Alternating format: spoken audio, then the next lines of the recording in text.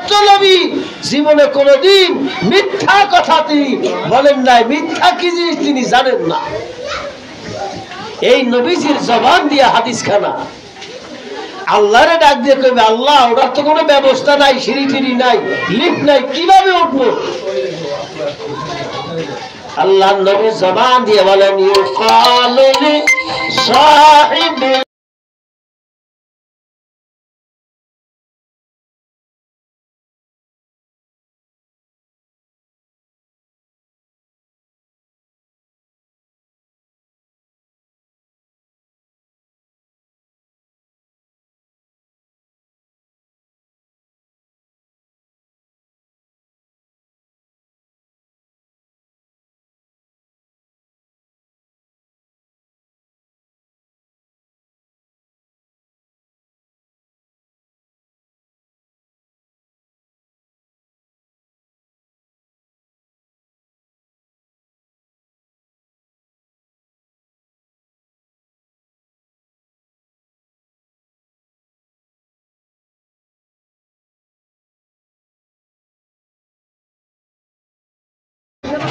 তখন আল্লাহ রাব্বুল আলামিন ক্বালু লিসাইবিল কুরআন,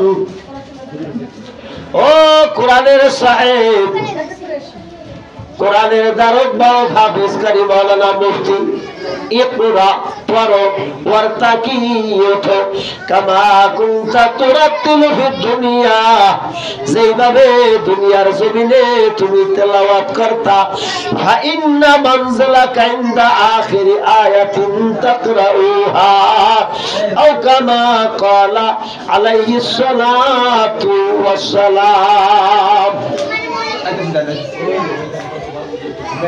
रहमतुल लिल आलमीन सरकार मुहम्मदुर रसूलुल्लाह सल्लल्लाहु अलैहि वसल्लम বলেন, ওই সময় আল্লাহ ডাক দিয়ে বলবে, ও হাফেজ, ও কারি, ও মাওলানা, ও মুফতি, ও তালিবুল ইলম, দুনিয়ার জমিনে যেইভাবে কোরআন তেলাওয়াত করছো ওইভাবে তেলাওয়াত করো আর ওঠো।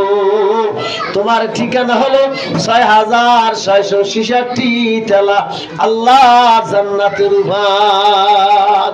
সুবহানাল্লাহ। ওই সময় এই হাফেজ কারি মাওলানা মুফতি বাপ নেবে, মা নেবে, দাদা নেবে, দাদি নেবে।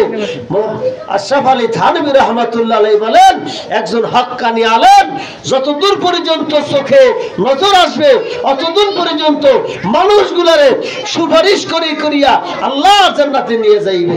এজন্য আসুন, আমাদের আল্লাহ তাআলা কিসমত ভালো রাখছে, যার জন্য আমাদের সন্তানগুলো আজকে মারকাজুল কোরআন ক্যাডেট মাদ্রাসায় আমরা ভর্তি করাতে পারছি।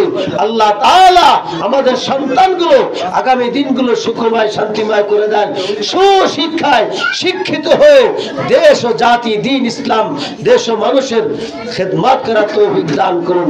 ওয়া আখিরু দাওয়ানা আলহামদুলিল্লাহি রাব্বিল আলামিন। আসসালামু আলাইকুম ওয়া রাহমাতুল্লাহ। আমিন।